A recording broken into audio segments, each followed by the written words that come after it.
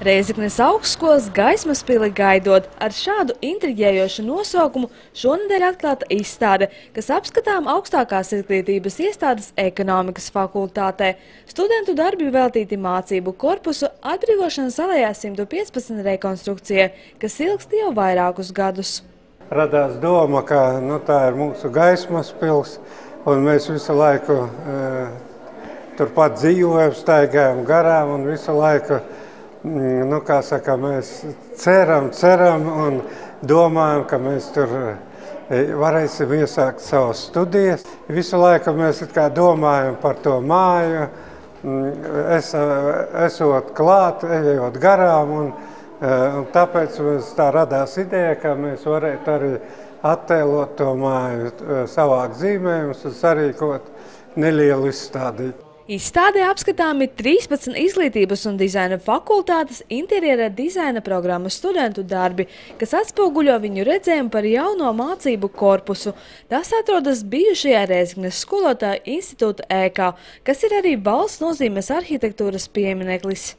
Tā kā ideja bija atspoguļot tieši tādu seriālu situāciju, kad mūsu augstskola ir tādā stadijā, kad drīz būs atvērta, un mēs visi no tā brīnamies un gribam kaut kā pātrināt šo stadiju. Jā.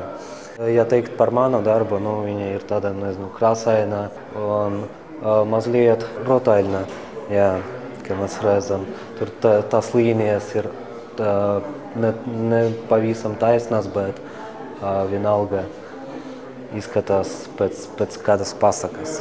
Mācības un praktiskās nodarbības šobrīd notiek dažādās augstskolas telpās, kas apgrūtina studiju procesu, taču pēdējo kursu studenti cer, ka viņi vēl paspēs mācīties jaunajās telpās. Tas sapnis jau ir no paša pirmā kursa. Un, jā, tā ir tāda ēka, kurai ir tā senatniskā gaisotne, mākslinieciskā, iedvesmojošā. Un mēs ļoti ceram, ka pabeigt mēs varēsim tur.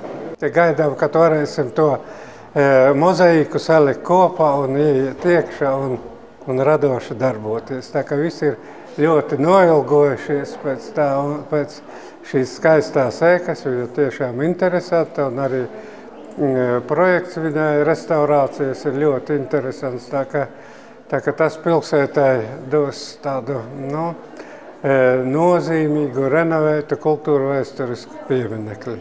Plānots, ka ēkas rekonstrukciju varētu pabeigt jau šā gada vasarā, un tā būs kā dāvana Rēzeknes augstskolai 20. dzimšanas dienā.